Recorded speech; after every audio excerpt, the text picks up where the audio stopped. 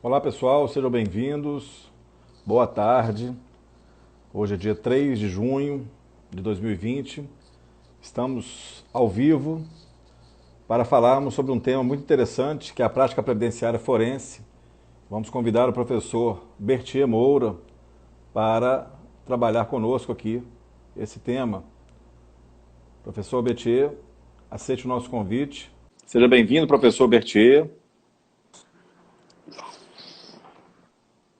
Boa tarde, professor. Boa Seja tarde, tudo bem? bem-vindo. Tudo Tudo bem? jóia. Prazer falar com você. Seja Prazer bem-vindo. é meu. Obrigado por ter aceito o convite de falarmos aqui a respeito dessa prática previdenciária nessa semana. Hoje nós trabalharemos com você a prática previdenciária forense, né? O dia a dia forense de um advogado previdenciarista, com alguns detalhes de prática com relação a peticionamento, a postura do advogado em audiências, alguma coisa relacionada a esse trabalho dentro do dia a dia do advogado previdenciarista, seja ele jovem advogado, ou advogado que já tem experiência. Muitas pessoas, às vezes, têm algumas dificuldades. Nós temos muitos advogados hoje cambiando, principalmente da área trabalhista, para a área previdenciária, e essa área está começando a ganhar um pouco de respaldo. E eu gostaria que o senhor pudesse, né, se apresentar para a nossa audiência, falar um pouco de você e vamos começar a trabalhar esses temas aqui. Vamos lá, a palavra é sua. Fabiano, primeiramente, muito obrigado pelo convite. Fiquei lisonjeado pelo convite de vocês do Portal de Direito para fazer essa live com vocês e realmente muito grato. Hoje, eu atuo como professor, tanto na área de direito previdenciário, como direito de processo civil e civil, e também venho advogando em área civil e na área previdenciária. Também já venho lecionando em pós-graduação para pessoas que querem especializar na área do direito previdenciário já há bem tempo. E nisso eu tenho visto que, geralmente, os meus acadêmicos, ao saírem do curso, precisam, às vezes, ter ideia de prática para realmente estar em juízo. Minhas formações são na área de direito, administração, marketing, MBA em administração pública, voltado sempre à área mais do direito nesse sentido, sim. Eu vivenciando o mundo acadêmico há mais de 10 anos, eu verifico que quando os acadêmicos estão fazendo o curso de direito, eles têm muita teoria, porque o curso de direito ele é voltado mesmo para a questão mais de teoria. Então, a prática jurídica dentro das faculdades é bem exíguo, dentro de uma necessidade quando você vem para o mercado posteriormente. E nesse contexto, eu verifico que há uma carência muito grande quando eles saem, passam na prova da ordem e começam de fato a advogar. Então, você vê que quando é bem iniciante, as dificuldades que tem dentro de audiências para explicarem, para se colocarem as suas posições, ou até mesmo posição daquele dia, naquela audiência. Agora, voltando especificamente para a área do direito previdenciário, eu queria colocá-la na seguinte situação. Hoje, é público e notório como que temos grandes dificuldades junto ao INSS para resolver questões de benefícios dos seus contribuintes da Previdência Social. Mas um caminho que muitos às vezes não queiram galgar seria mesmo a via administrativa para terem ali os seus benefícios preferidos. Então, eu vejo hoje, quando junto ao INSS, que obrigatoriamente eu tenho que fazer por via administrativa antes de iniciar por via judicial, e geralmente quando tem o primeiro indeferimento, que é no primeiro órgão, que é o INSS, o advogado já almeja buscar a via judicial. Mas eu tenho muito que, às vezes, é mais interessante eu galgar dentro do espaço da via administrativa os recursos por dois motivos. Eu posso ali conhecer melhor o trâmite da questão daquele processo específico, Além disso, eu sei que quando eu tiver uma coisa julgada na via administrativa, eu não tenho uma coisa julgada material que eu não posso galgar na via judicial. Ali eu pude ter conhecimento quais são as diretrizes fundamentais que está ocorrendo no sentido do entendimento da própria via administrativa, no caso de processos em outros campos. E outro fato que eu vejo que os advogados e os próprios clientes ficam como se fosse um tabu criado, que é no sentido de que as vias administrativas, você recorrer para que o próprio INSS possa analisar, nós nunca teremos êxito. E não é verdade, porque as juntas julgadoras do INSS são formadas por representantes do governo, representantes dos empregadores, representantes dos empregados. Então, eu tenho, assim, uma imparcialidade. Inclusive, eu posso chegar com o meu recurso até o pleno do conselho, que são formados por 4 conselheiros cada sessão. Então, é muito interessante deixar essa mensagem. Não desvie-se, primeiramente, da via administrativa, pois a via administrativa é mais célere, um pouco mais evoluída, no sentido de resposta, do que, às vezes, a via judicial. Aí, inclusive, ali você teve um parâmetro maior dentro de um conhecimento do seu caso específico. Aqueles casos são realmente específicos. E você pode fazer provas, tanto testemunhais, documentais, periciais, na via administrativa. Não há nenhum impedimento sobre essa questão dele. Agora, quando eu tenho realmente buscar a via judicial, aí a gente tem um parâmetro que nós não podemos esquecer, que, como se trata de uma autarquia, que é responsável para os processos da Previdência Social, eu tenho, dentro desse contexto, primeiro buscar, se minha ação não passar de 60 salários mínimos, que é a Justiça Federal, eu obrigatoriamente, não é uma faculdade, obrigatoriamente eu tenho que fazer, então, ajuizar no Juizado Especial Federal.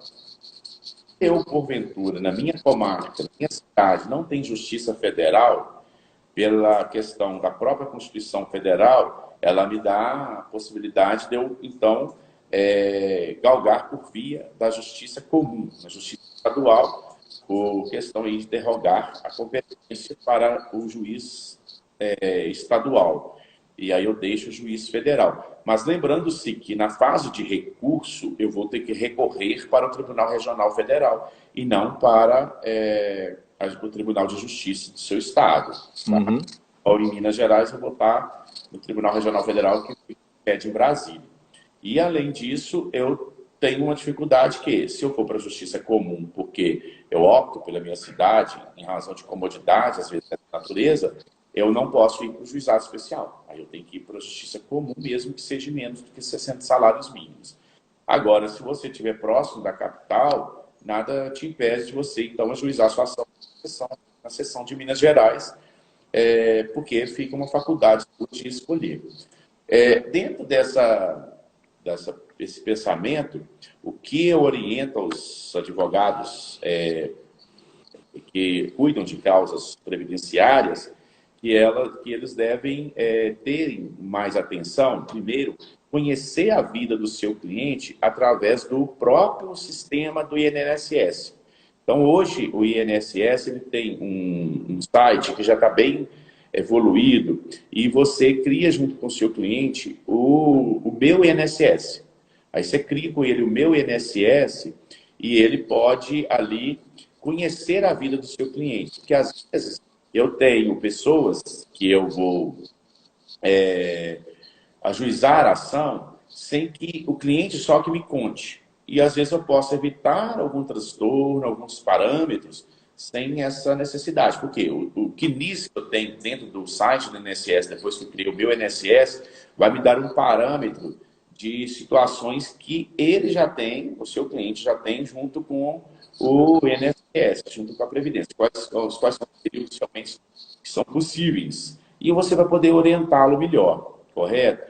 E dentro desse conhecimento. Então, hoje, o primeiro passo que eu dou para os advogados que querem trabalharem com ações previdenciárias, indispensável que ele tenha que criar junto com o seu cliente o meu INSS e conhecer a vida dele, saber qual os lugares que trabalhou, se teve períodos de licenças por benefícios de auxílio-doença, auxílio-doença acidentário, salário-maternidade, algum fato que o deixou de contribuir, auxílio-reclusão, enfim, algum benefícios que a Previdência oferece e que ali não contou como carência, ou então teve o período que contou, então é na sua ação que você vai galgar aquele período que não está contando como carência, que seja carência, porque hoje já é classificado na STF, se você sai como auxílio-doença, um período que fica intermitente, vai e volta, conta-se como carência, então que você sai como acidente de trabalho, conta como carência, e vai que o INSS não contou. Por quê? Porque quem faz aqueles preenchimentos de dados no INSS são servidores que têm informações básicas de cursos internos, mas pode vir a equivocá-lo. Então, entra a função do advogado. Então, você ali na sua inicial, você já passa a ter um parâmetro melhor por que você quer pedir, qual que é a causa sua, qual que é o seu pedido. Porque, às vezes, você pode pedir aquilo que já está dentro do CNIS. Então, não tem para quê, por que pedir, isso já está aí. Ou então deixar de pedir aquilo que de fato seria a razão do indeferimento da Previdência Social com um auxílio ou uma aposentadoria. E aí essas informações antecedentes fazem com que você tenha um alicerce mais amplo da sua petição. Então, isso é muito importante para o advogado, ele ter essa informação dentro desse contexto, essa informação que ele, com essa informação, é que ele passa a ter o início dessas suas petições. Agora, dentro de uma linha desse mesmo pensamento nosso, é importante que, antes dele ajuizar a ação, ele também tenha constituído as provas materiais todas, que essas provas materiais elas são extremamente importantes, porque eu não posso juntá-las depois. Então, assim, o que eu vou poder fazer depois são provas testemunhais e provas periciais, mas as de documentos. Então, é muito importante que ele galgue, que ele insista com o seu cliente aquelas provas mínimas, materiais, como é conhecido de todos. Por exemplo, eu quero uma aposentadoria rurícola, eu não basta ter só testemunho. Eu tenho que ter alguns indícios de provas materiais. E essas provas materiais eu tenho que levar no início da minha ação. Então, isso são erros que nós não podemos deixar cometê-los, porque isso faz com que eu vou, então, não ter êxito na minha ação. Perfeito? Não vou ter sucesso na minha ação. E isso faz com que realmente fique prejudicado. Perfeito? Agora, na questão de audiência, é muito importante o advogado entender assim, quais são as perguntas pertinentes à testemunha, exatamente para não desfocar o objetivo que você tem. Então, eu tenho, exemplo, estou aqui galgando uma questão de um auxílio-doença. Aí eu vou fazer perguntas para testemunhas que são totalmente voltadas a nada a ver com auxílio-doença. Eu vou desfocar a finalidade do meu foco, do meu pedido. Então, é importante, assim, se você é iniciante, então prepare um pouco as perguntas, verifique quais perguntas seriam mais pertinentes, até que depois, quando a gente já passa a ter uma habilidade maior, a gente já tem uma ideia de como se destinou-se ali a essas perguntas. Principalmente, como que o magistrado é que faz primeiro as perguntas e depois o advogado faz para a sua testemunha, então para a testemunha da parte contrária, que geralmente nunca a tenha, ou então se tenha, só mesmo quando envolve terceiros, aí que a gente tem essas situações que o INSS utiliza muito, aí você já apanha um berço ali de informações para saber pelo menos qual foi a sua direção. Agora, a pontualidade, esse tipo de segmento na condução de uma audiência, é extremamente importante. E até mesmo se você levou 3 testemunhas, qual você vai escolher para dar o primeiro depoimento, que são pessoas mais esclarecidas, pessoas com maior know-how de prudência, de esclarecimento, que ao perguntá-lo tem noção de responder e não fica só no sim, no não, que aí eu posso direcioná-lo. Também, assim, sempre conversar com a sua testemunha, não que ela fala isso ou fale aquilo, que isso até, assim, é antiético, mas pelo menos dizer para ela assim, você não precisa de contar a história que não seja ao objetivo que eu te trouxe aqui. Se eu te trouxe aqui a respeito de um acidente, eu quero que você conte do acidente. E não que ele é casado, que teve dificuldade no casamento. Isso não vai levar, isso não é referência para a nossa ação. Que ele está passando dificuldade na casa dele por falta disso, é público e notório, mas não preciso disso, isso não me traz resultado para a minha ação. Porque deixa a testemunha dar o norte do seu objetivo. Talvez você poderia aproveitá-la mais e a ela, você se perde nessa linha de pensamento. Então, nesse sentido, é que a gente sempre, quando está iniciando, precisamos de ter essa ideia voltada para o advogado iniciante. Eu preciso de me conduzir, eu preciso pautar naquilo que seja mais objetivo, em razão de que meu tempo lá é muito pequeno e eu preciso de aproveitá-lo fazendo as perguntas certas. Porque quando o juiz percebe que você está fazendo perguntas que elas não têm o menor direcionamento para o objetivo da sua ação, ele já fala, tá bom, né, doutor? Chegou, porque a gente não está tirando mais nada aqui. E você, às vezes, deixa essa situação aí sem, às vezes, aproveitar o tanto que você gostaria de aproveitar das suas testemunhas em caso de uma audiência, principalmente no caso aí das audiências da Previdência Social. Mas aí a gente percebe, professor, com relação à Justiça Federal, eu faço parte da Justiça Federal, atuo na Justiça Federal há mais de 20 anos, o outro lado, vamos dizer assim, o senhor colocou a postura do advogado, do jovem advogado, a necessidade de como se portar diante de um juiz, ou como realizar as pretensões dentro da Justiça Federal. O senhor enfatizou muito no início a questão da área administrativa, trabalhar na seara administrativa. A gente percebe muito claramente, hoje, todos os julgamentos dentro do INSS são eletrônicos. Então, não existe mais uma distribuição de acervo do INSS dentro da mesma gerência executiva. Eles abriram essa possibilidade para o Brasil todo. Então, se você tem, por exemplo, pedidos administrativos indeferidos no primeiro momento, no primeiro grau, ali dentro da APS, o recurso administrativo, uma vez interposto pelo advogado ou diretamente pela parte, pode ser que não seja julgado ali pela própria gerência, porque o acervo agora é todo eletrônico e controlado via Brasília.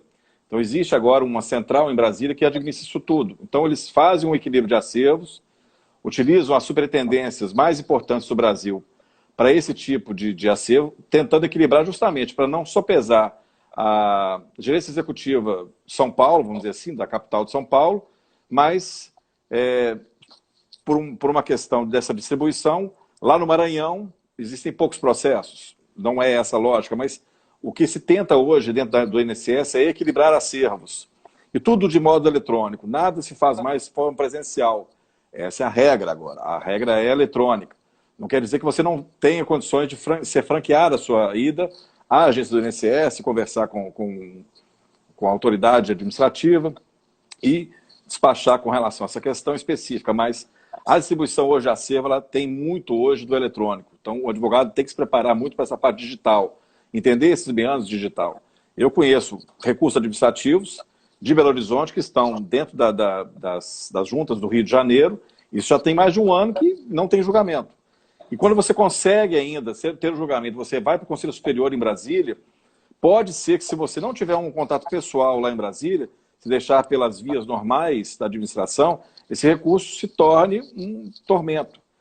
Às vezes, em contraponto, que basicamente o que o senhor disse, a Justiça, no âmbito dos juizados especiais federais, eles se tornam, às vezes, até mais favoráveis, até mais interessantes para as partes, que é o destino nosso, né? É atender ao jurisdicionado, e a parte que precisa do benefício, é justamente atender com mais presteza e mais rapidez aquele cidadão, e o advogado atento a isso aí, fazendo pedidos de tutela antecipada, com ações ordinárias, obtendo, mesmo que a satisfação patrimonial seja até 60 salários mínimos, mas atende a necessidade daquela pessoa de obter o benefício mais rapidamente do que no próprio INSS. O INSS, em razão dos problemas hoje de pandemia, está tudo fechado.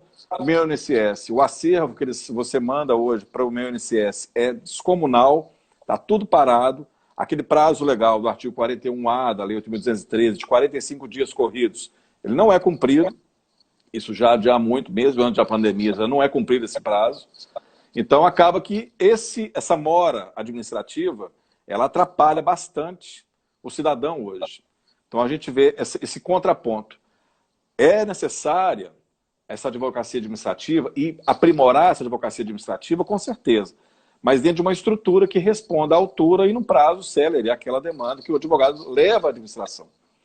O judiciário, essa via, né, aquela inafastabilidade da jurisdição, dentro de um princípio constitucional, você não precisa esperar que seja resolvida a questão administrativa para levar ao Poder Judiciário, mas você tem que, primeiramente, levar à administração, porque é obrigação. Até o Supremo Tribunal Federal, com base no recurso extraordinário de 2014, recurso extraordinário 631.240, ele obrigou a todas as concessões, de um modo geral, serem levadas primeiramente ao INSS.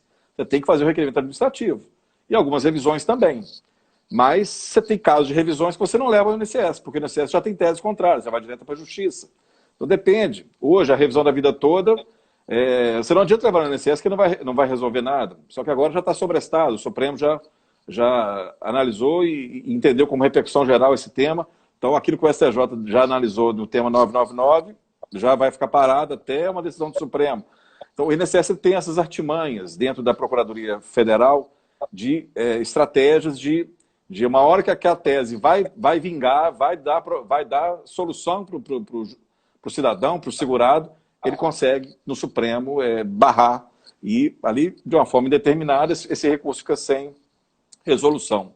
Então, o que a gente percebe, e a sua contribuição é importantíssima, nesse ponto da formação da prova, seja na administração, para se fazer um bom processo administrativo, um processo administrativo bem instruído, que tem ali noções e documentos importantes, se houver necessidade de depoimentos, condições de depoimentos, que a administração hoje ela tende a ser mais objetiva com relação aos depoimentos. Aqueles critérios subjetivos que nós tínhamos no passado, para se deferir, por exemplo, uma apostadoria por idade rural, o segurado ia lá, conversava com o agente do INSS, ele olhava na cara do sujeito, pegava aquele documento, fazia algumas perguntas muito subjetivas, e ele concluía se tinha ou não direito. Quer dizer, não era uma relação objetiva. Hoje mudou isso. O próprio sistema do INSS, que é o sistema Prisma, eles têm hoje uma estrutura de perguntas já automáticas, extremamente objetivas, que não dão margem ao subjetivismo do agente. Eles estão tentando mudar isso. Então isso já é uma política interna do próprio INSS. E nós precisamos, quem está de fora do INSS, precisamos cada vez mais critérios objetivos. Né? Subjetivismos atrapalha a parte, atrapalha o advogado, atrapalha, num segundo momento, quem vai para a justiça. Porque o PA que vai ser juntado no processo judicial está totalmente capenga, ruim, provas péssimas e, claro, que vai haver um indeferimento administrativo e quando o juiz precisa de analisar esse processo administrativo, ele não tem qualquer guarida. Aí o que vai acontecer? Aquilo que o senhor disse no início.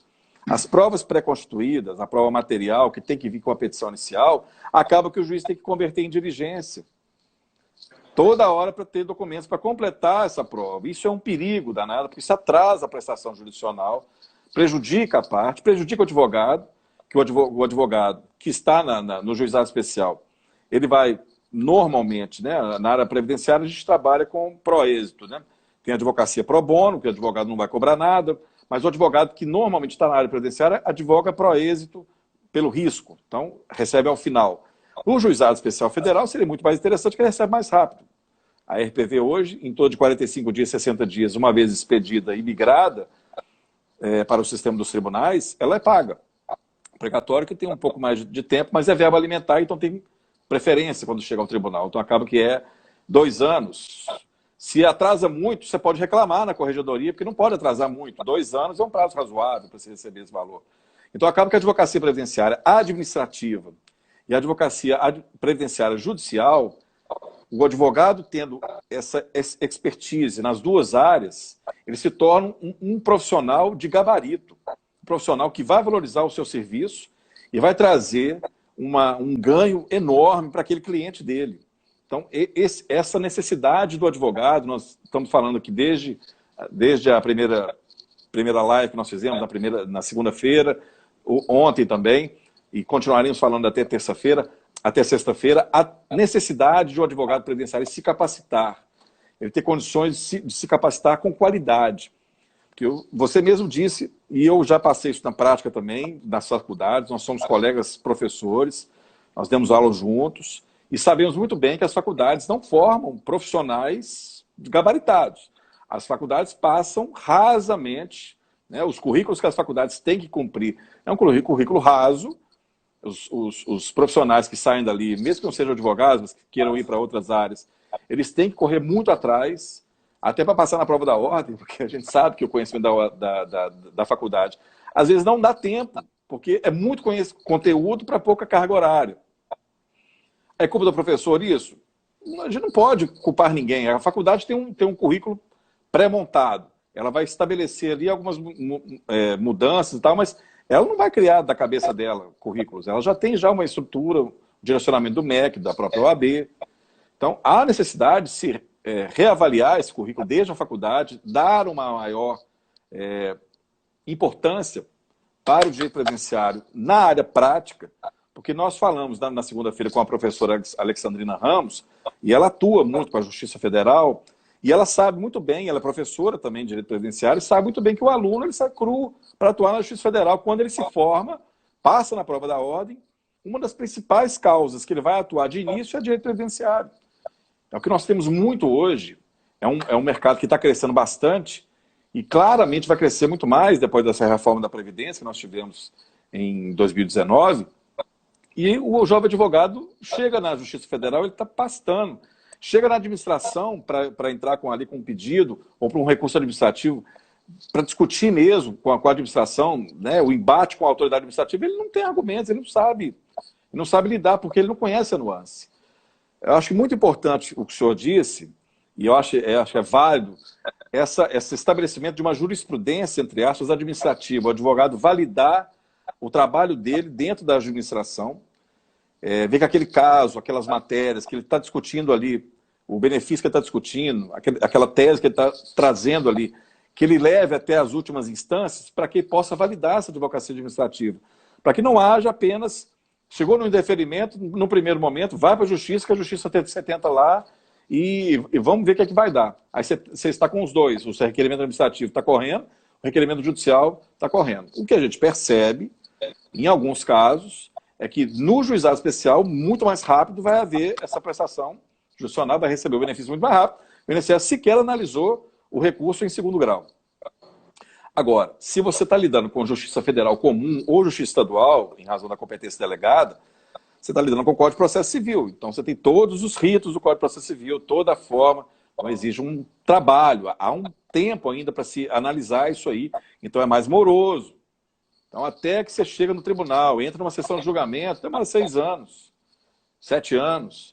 Claramente, na administração, com certeza, pode ser que se julgue pela autoridade administrativa, seja em órgão colegiado, nesse segundo grau, vamos dizer assim, e no Conselho Superior, nesses órgãos colegiados, claramente pode ser que se julgue muito mais rápido. Isso sim, levando na perspectiva dos tribunais da Justiça Estadual e da Justiça Federal comum. Correto. Então, assim, complementando essa ideia, eu acho muito bom esse debate traz para nós uma riqueza, e eu aprendo muito, eu estou aprendendo demais com você aqui agora. Então, é essa importância para nós dizermos à nossa audiência, dizermos àquelas pessoas que estão dentro do mercado, que não é nada fácil, mas a advocacia previdenciária, ela é uma advocacia que hoje ela está em evidência. E aqueles que aproveitarem isso aí, se prepararem cada vez mais, terão condição de se solidificar nesse mercado. Gostaria um pouco que o senhor falasse a respeito disso. Eu tenho também, professor, dentro desse contexto todos que o senhor disse, incentivá-los mesmo, esses informados, a estudarem o direito previdenciário, porque o direito previdenciário, além de ter um mercado muito amplo, além agora dessa reforma que nós tivemos com a emenda constitucional 103 de 2019, tivemos essas reformas e muitos os direitos estão adquiridos e que teremos que passar por um período aí de transição, que a maioria, ou melhor, hoje, todos que forem galgarem aí a aposentadoria, principalmente, podem ter aposentadoria por tempo de contribuição, uma aposentadoria que, para a nova emenda constitucional, não vai existir, vai existir somente por idade, mas eu já tinha o direito adquirido. Eu preciso de profissionais da agora para frente, profissionais realmente imbuídos nessa especialidade do direito previdenciário, principalmente para galgar os direitos adquiridos do cidadão que já contribuiu para a Previdência por muitos anos e tivemos essas modificações.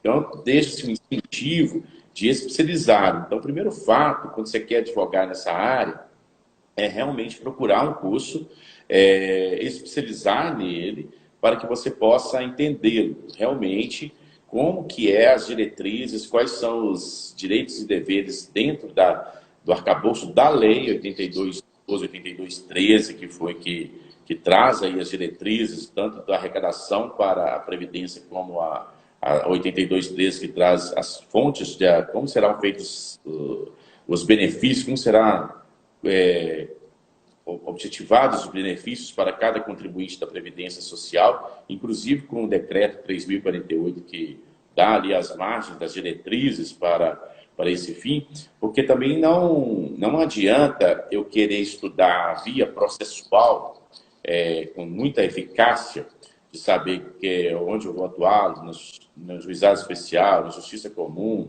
ou na via administrativa, sem que eu não tenha o conhecimento da própria matéria do direito. Com certeza, com certeza. Principalmente agora com as mudanças, que foram poucas. Então, nós tivemos mudanças em todos os aspectos, umas, no meu modo de ver, até com uma visão inconstitucional. Então, até nessa linha de debate, nós temos que, como operadores do direito da agora para frente, ter essa mentalidade. Então, assim, todas as de contribuições, principalmente para fins da aposentadoria, tiveram grandes modificações, como a aposentadoria insalubre, tivemos modificações que foi muito prejudicial ao contribuinte, a própria aposentadoria por idade, a aposentadoria que passam a adotar-se como incapacidade permanente, que é a aposentadoria por invalidez. Tivemos a forma de cálculo totalmente diferenciada do anterior, trazendo também mais prejuízo ao contribuinte. Então, assim, foi uma reforma muito radical ao contribuinte. Essa foi a realidade que nós vivemos. Então, esse operador do direito, é importante que ele fale assim, é uma área importante, eu deixo assim, uma mensagem que é uma área muito cobiçada. Acaba que nós temos poucos bons especialistas, porque precisamos de pessoas que sejam estudiosos dessa área, e requer realmente uma dedicação maior, mas é uma área muito produtiva, é uma área que te traz muito retorno financeiro. Então, eu posso observar a cada momento que os escritórios que vão especializando têm sucesso, também passam a ter sucesso nessa área. Só que, como eu falo com meus alunos, qualquer um que queira advogar, primeiro consenso que ele tem que ter na mente para ele ser um estudioso daquela área que ele quer especializar. Então, se é a área do direito previdenciário, você tem que ter um conhecimento do direito previdenciário. Porque o que acontece é o seguinte, igual assim, muitos alunos já me perguntaram, professor, existe uma hierarquia entre o juiz, o promotor e o advogado, principalmente quando nós estamos numa audiência? Eu digo para eles assim, não há hierarquia, que até o próprio Código de Ética da Advocacia é bem taxativo de não ter, né, essa hierarquia. Tem ali os operadores do direito dentro do contexto da função de cada um. Então, você como advogado, qual é a sua função? Ele como magistrado, a função da imparcialidade para dar direito àquele que tem, e o Ministério Público tem a defesa dos interesses sociais da sociedade. Porém, assim, eu eu sempre falo para os meus alunos, a diferença que você entende que há uma hierarquia é porque nós não estamos com o mesmo nível de conhecimento com os demais que foram para uma sala de audiência.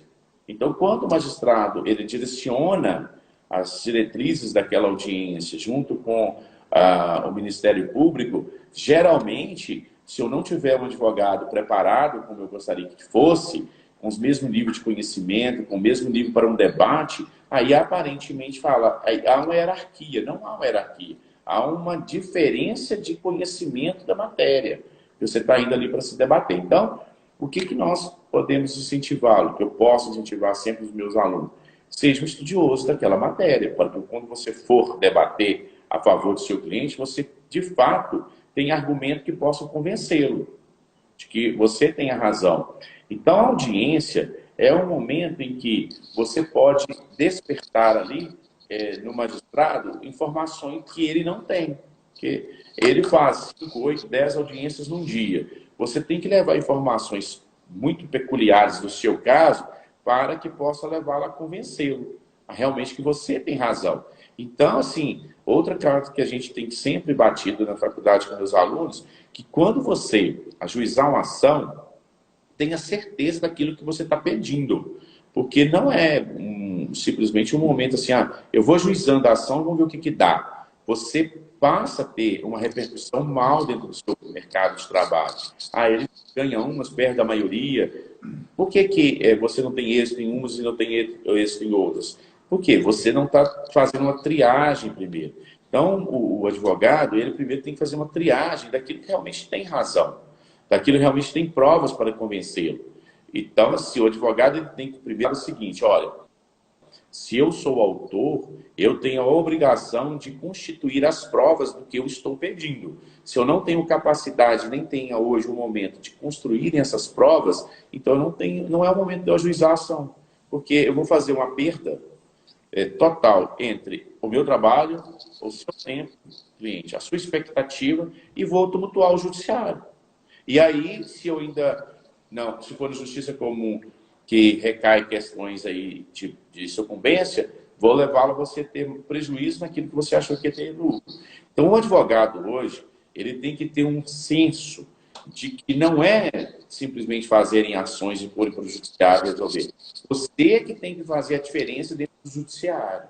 Você que tem que conduzir o seu processo. O magistrado, ele é imparcial. Então, às vezes, você fala assim, por que meu processo está demorando tanto? O seu processo está demorando tanto em razão de que todo dia eu, magistrado, tenho que pedir você para poder ficar emendando, trazer documentos. E se você já tivesse trazido o momento oportuno, o seu processo teria razão de sair, de ter a solução mais rápida. Então, a diferença... Com certeza. Profissional, nós estamos aí. Aquele que atenção com as provas, né? Atenção com as provas. Eu sempre falo para os alunos, olha, o que faz a diferença em um processo é se você constituiu as provas. Porque alegar não faz diferença. Então, alegar e não provar é o mesmo que não alegar. Você tem que provar aquilo que você está dizendo. E as incumbências da prova. O próprio Código de Processo Civil, ele fala quem tem incumbência da prova. O autor tem que fazer as provas daquilo que você está alegando, mas o réu ele só vai ser as questões modificativas e extintivas que ele vai ter ali que provar. E hoje eu tenho a questão da parte dinâmica, que o juiz fundamentando pode, então, modificá-lo. Mas não pense que o réu vai fazer a prova para você, para se defender. Ele vai fazer só aquelas que foram modificativas, extintivas e impeditivas. Fora isso, ele não vai fazer. Então, você, advogado autor, preocupe com isso, em constituir um processo. É tanto que eu vejo lá na questão do processo administrativo, professor, se você não junta as suas documentações com a exigência da quais são realmente a posição hierárquica que tem que vir os documentos, o seu processo vai parar. Por quê? Falta eu, que sou servidor federal, que estou aqui para analisar o seu processo, eu não vou colocar processo seu em ordem, não. Assim é na via judicial. Quando o magistrado ele vai atuar no seu processo naquele momento, quando ele vê que tem que baixar em diligência para você juntar documentos, olha a perda de tempo que você teve. até o dia que chegou no seu processo. Quando chega no seu processo, que era o momento que eu ia julgar, eu ainda tenho que baixar a diligência para você constituir provas outras para eu não ferir o princípio do devido processo legal, contraditório. Então, nós, advogados, temos que ter esse conceito em mente. Quando eu ajuizar uma ação, eu tenho que já ter uma lista do meu lado. Olha, fiz uma listinha aqui, só posso distribuir se eu preencher todos esses requisitos. Se não preencher, eu não vou ali ajuizar. Por quê? Ajuizar para porque ficar baixando diligência para eu fazer tudo de novo, não tem sentido. Então, o advogado, principalmente o principiante que quer atuar, que é uma área interessante de ser atuada, é uma área importante para que a gente possa realmente galgar espaço nesse mercado, eu deixo essa mensagem. Seja estudioso da área, faça cursos, atualize, se preparem e tenha muita atenção em que, quando eu ajuizar a ação, realmente eu tenho razão daquilo que eu estou o fazendo. Até chego a falar para os meus alunos, quando vocês fazem o pedido para o juiz, para a sua mãe, você tinha certeza que você ia vencer o argumento que você queria, porque senão depois, a segunda vez que você fosse pedir, já ficavam prejudicados. Então, nesse sentido, que eu sempre deixo essa mensagem para os meus alunos, preparem com essa linha aí de pensamento, para que vocês não deixem sua imagem se perder. Igual, muitas vezes eu falo para muitos alunos meus, se você tivesse o privilégio de sentar do lado de um que já tem experiência de vida, de conhecimento, você ia deixar de ter alguns erros, assim, que acaba sendo corriqueiro de um início de profissão, natural que seja assim, mas infelizmente não. E aí, nessa situação, o que restou realmente se preparar, fazerem cursos, se evoluírem dentro nessa nossa exigência do nosso mercado. Então, é essa mensagem que a gente acaba deixando para os iniciantes. Se preocupar com cada detalhe, que é muito importante. Também, outra coisa, assim, não pegarem processo demais, que depois você não dá conta.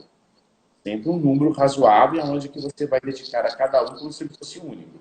Isso faz muita diferença também, público e notório, em questões aí de ter um discernimento melhor na conduta do seu processo. Até porque o cliente não é um número, né? O cliente é uma pessoa, né? Precisa de atenção. Então, o advogado que pega muita coisa, às vezes não dá conta de atender o cliente, acaba se queimando, vai perder aquele cliente, ele não volta mais e ele não vai indicá-lo para outras pessoas. Então, acaba que ele sofre com isso aí. Então, se o advogado está iniciando a carreira, não tem uma clientela ainda estabelecida, precisa de indicações, acaba que ele tem que tomar mais cuidado. Eu vejo que a postura do advogado também, que a gente percebe, depois dessa reforma da Previdência, está mais evidenciado isso. O advogado hoje, ele conseguiu um outro mercado, o advogado da área previdenciária conseguiu um outro mercado, que não é o mercado litigioso apenas, mas a advocacia consultiva. As pessoas começarão a procurar os escritórios de advocacia, se já não estão procurando, para se consultarem. Qual é a melhor regra de transição que eu tenho para escolher para a minha situação em especial? Então, os advogados, eles têm que estar preparados para orientar essas pessoas. E ali, nessa orientação, ele já vai fazer o planejamento previdenciário daquela pessoa. Ele já pode até fazer cálculos, fazer simulações, cenários e justificar os honorários que ele vai cobrar. Então, é muito interessante isso. É um outro mercado, uma outra forma da gente trabalhar o direito previdenciário. Porque você abarrotar o judiciário também com causas previdenciárias, não resolve. Você chegar ao INSS, o INSS está travado com a resolução de requerimentos administrativos, porque o volume é muito grande e o contingente de servidores é cada vez menor. Muitas aposentadorias e não há a recolocação de novos servidores. Os concursos do INSS estão suspensos e vão permanecer assim. Então, os servidores do INSS estão abarrotados de processos administrativos para analisarem. Infelizmente, eu conheço diversos servidores de APS, conheço a realidade deles e o que eles me falam é assustador. Muitas das vezes as demandas não andam a contento e pelo prazo que o sistema tem para ele analisar, acaba que eles começam a responder a processos administrativos pela demora de analisar aquele processo. Aí a hora que você vai ver, a parte não juntou a documentação correta, ele fez uma solicitação de pendências para a parte cumprir, a parte não cumpre, o processo está parado e o tempo no sistema para ele continua. Então acaba que ele Uhum. tem que responder à própria autoridade, que é a chefia dele, sobre isso. Então eu vejo que a advocacia previdenciária na administração e na justiça, elas estão ganhando um respaldo. E o advogado, o iniciante, ou aqueles advogados que estão cambiando de outras áreas para a advocacia previdenciária, tem que se capacitar. O livro hoje não traz muita capacitação para o advogado previdenciário. Ele tem que buscar coisas maiores, tem que buscar mais conhecimento com cursos online, cursos presenciais. Hoje o presencial está mais difícil pela pandemia, mas os cursos online, treinamentos que estão direcionados para isso, tem a necessidade dele estar ali para quê? Para se formar como advogado de qualidade. Ele dá aquela guinada na advocacia dele. Por mais que ele ache que isso é uma bobagem, isso é importantíssimo. Isso não é uma bobagem, isso é diferencial. Se ele preocupa com isso e investe na carreira dele dessa forma, ele vai entender a advocacia de uma outra maneira, ele vai abrir a cabeça. E com esses treinamentos, com esses cursos, ele vai ter condição de se gabaritar para atingir aquele cliente que ele deseja, fazer uma análise criteriosa, como você mesmo falou, da documentação, das necessidades para as condições da ação, os pressupostos processuais para ajuizar uma demanda dentro do Poder Judiciário e verificar se é válido ou não aquela demanda naquele dado momento e prestar um serviço àquele cliente. Olha, nós vamos fazer aqui agora, eu vou te orientar dessa forma. A sua demanda é assim, dessa forma, seus documentos são esses, para você entrar com essa ação. Eu preciso de mais documentos. Mas eu vejo que a análise previdenciária da sua situação, você não tem esse direito agora. Vamos aguardar, aí você vai fazer cenários, vai fazer cálculos, etc. Isso é muito importante. Essa nova advocacia previdenciária está começando a crescer, vamos dizer assim. Já há muitos escritórios que já estão se preocupando com essa parte consultiva, essa parte extrajudicial, e mesmo que né, vai desaguar na administração, porque tem que requerer o benefício, mesmo que não tenha essa necessidade do requerimento naquele dado momento, mas a pessoa vai ser orientada. Olha, eu sei que aquele profissional me atendeu bem, ele me deu uma atenção naquela hora que eu precisava. Então, a hora que eu precisar de entrar com requerimento em qualquer lugar, eu vou procurar ele, que vai me ajudar. E com certeza o meu requerimento vai ser diferenciado, vai ter qualidade na hora do tratamento, seja pela administração, seja pelo Poder Judiciário. Não, sem dúvida, professor. A nova ideia da advocacia passou a ser mais agora uma advocacia administrativa do que uma advocacia propriamente judicial. Então, quer dizer, hoje, você como advogado, você deve fazer todo o seu papel de advogado como uma solução do problema para estar em juízo, para às vezes homologar. E não para discutir em juízo, deixar para discutir em juízo. Não temos mais espaço dessa natureza. O espaço da nova advocacia que está chegando ao mercado agora é uma advocacia de administração do seu cliente. Você vai administrar seu cliente. Sem suma de dúvida, principalmente no direito previdenciário, que requer que você tenha esse conhecimento, que você lastre isso para ele, que você mostre para ele que ele tem direito, se não tem, quando que vai ter, todo aquele papel ali de fazer aquela triagem, contabilidade, mais o tempo que ele tem, qual o tempo que ele falta, quais foram os períodos que está sendo contabilizado ou não. Então, assim, essa condição para que você possa se tornar um profissional realmente reconhecido e, além disso, cobiçado, essa parte administrativa ela é indispensável. E aí, como nunca, não dá para você querer fazer um trabalho dessa natureza se você não fizer reciclagem.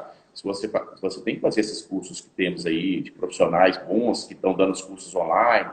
Aí mesmo no Portal de Direitos temos vários cursos dessa natureza de excelente qualidade, onde podemos fazer, concluirmos, termos ideias, prepararmos todos os dias, principalmente no direito previdenciário. Não tem como dizer que eu já fiz o curso e não posso fazer mais, é porque há umas mudanças naturais. Aí daqui um ano você vai perceber que quantas situações que já a emenda constitucional violou o direito adquirido, e é isso quem vai nos dizer, quem vai nos mostrar, são esses cursos que a gente está tendo aí, e o fazendo no seu dia a dia. E eu, como nunca, indico aí para todos que estão nos ouvindo, o Portal de Direitos, para procurarem essas informações, é o princípio aí de quem quer operar nessa área propriamente dita. E saiba que estudante de direito é um eterno estudante. Ele não pode dar o luxo de dizer, me formei. Não, estou galgando espaço dentro do mercado com o meu conhecimento. com meus estudos, com a minha dedicação, que é a única forma que o profissional do direito tem realmente como conseguir ter êxito. Aí é conhecendo mesmo. E o direito previdenciário, ele muda continuamente. Como nunca, de dezembro para cá, tivemos mudanças assim radicais, que é onde que até o estudioso teve que sentar e estudar de novo, porque foram mudanças que trouxe com a emenda constitucional. Agora, o advogado, ele tem um campo maravilhoso atuar no direito previdenciário. Posso contar de experiências da minha vida como profissional dessa área, atuando no direito previdenciário, que eu tive grandes mudanças, não só galgando até espaço junto com a vida acadêmica, que foi lecionar direito previdenciário, depois que eu fui atuar, como também na minha vida financeira, porque hoje, como não, se o INSS recorre, você tem até uma horário de sucumbência sobre recurso que o INSS fez, inclusive no juizado especial. Então, e além disso, você sempre trabalha com êxito com o seu cliente e que retroage a data do pedido administrativo. Então, você tem um valor que ele recebe ali acumulativo. E temos, quem não vai aposentar, quem não tem que receber algum auxílio, quem não tem que receber algum benefício da Previdência, todos.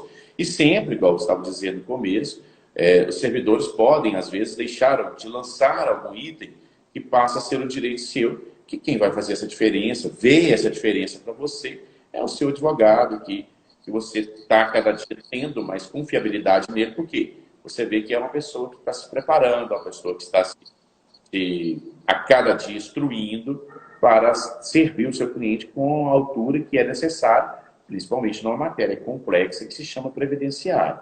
O que eu aconselho as pessoas que querem receber benefício da Previdência é realmente não querer sozinho, porque ali requer algum conhecimento maior do que o que a própria vida pode nos dar. Visto em jornais do dia a dia, não preenche a necessidade do conhecimento que um profissional tem quando quer atuar nessa área.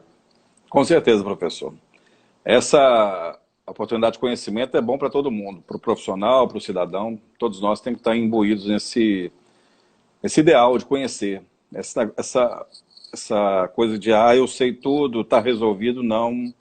O brasileiro precisa mudar um pouco essa forma de pensar.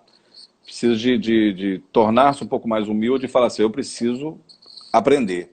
E nós aprendemos todo dia. Então, nós estamos aqui nessa live, eu estou aprendendo demais com você. O conhecimento que você está trazendo, para nós é muito importante isso. Todos aqueles que estão aqui, um pouquinho desse conhecimento que a gente traz na nossa carreira, a gente está podendo apresentar para essas pessoas que estão nos dando a honra da presença.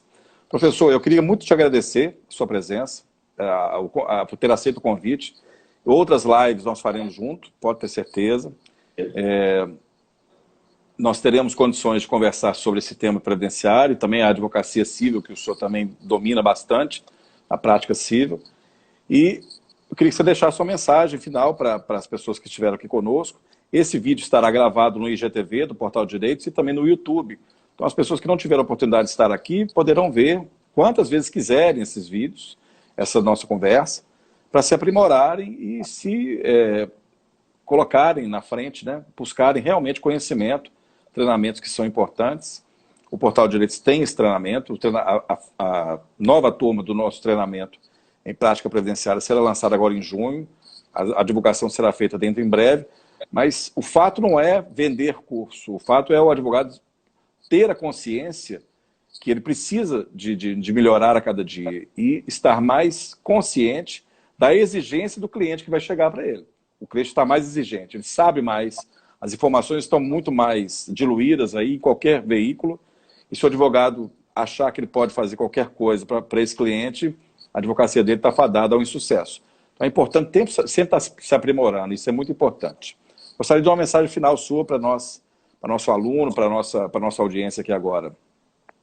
Professor, primeiramente, eu que agradeço o convite, fiquei lisonjeado de ter me convidado para participar dessa live, estou de coração aberto para outros que vierem, outros temas que também eu advogo e também leciono nas faculdades. Eu que tenho que muito agradecer aí o Portal do Direito esse convite, essa oportunidade. E deixo aqui a minha mensagem para os os futuros advogados que ainda não se formaram, mas estão na vida acadêmica, os que já se formaram, estão iniciando, que é uma profissão extremamente importante, uma profissão brilhante, é uma profissão que faz diferença na vida das pessoas, é uma profissão que o judiciário não existiria se não fosse o advogado, porque não tem como iniciar qualquer debate jurídico se não for o advogado. Então, essa é uma profissão de extrema importância, é um conjunto aí que é formado, esse tripé que temos no mundo jurídico, é uma peça importantíssima, mas deixa essa mensagem de que, para que nós possamos a cada dia ser mais respeitados, ser mais conceituados na nossa profissão, que sejamos estudantes. Com certeza. Sempre estudando, sempre aprimorando os nossos conhecimentos para que realmente as pessoas passem a ter inveja positiva da nossa profissão. E não, às vezes, como tristemente eu posso ouvi-lo, pessoas que falam que não gostou de certo profissional porque não empenhou, ou então não sabia da matéria. Então, teremos consciência dessa importância dos estudos dentro do contexto do direito. E, mais uma vez, a todos que estão nos ouvindo, que vão nos ouvir com a gravação que ficar, que seja motivado por si só, que motive-se a fazer aquilo que você gosta, que cresça com a sua profissão, faça a diferença na vida das pessoas, principalmente na questão do direito previdenciário. A pessoa trabalhou uma vida buscando agora um conforto na sua idade, que já mais do que merecedora, e você, como profissional, fazendo essa diferença na vida dessa pessoa, realmente será inesquecível e, consequentemente, você vai saber que fez diferença naquela pessoa que trabalhou uma vida para poder ter aquele conforto naquele dia, né? Até os seus finais de vida. Então, a minha mensagem seja sempre motivado para continuar, seja sempre incentivador do mundo do direito, porque são pessoas que nós precisamos dessa forma. Pessoas motivadas, sensatas, alegres, pessoas que possam realmente nos trazer ideias diferentes para fazer diferença na vida de outro. Com certeza. Professor, muito obrigado. Um grande abraço. Agradeço a todos que participaram dessa live. Tchau, tchau, gente. Obrigado. Tchau. Até mais. Uma boa tarde.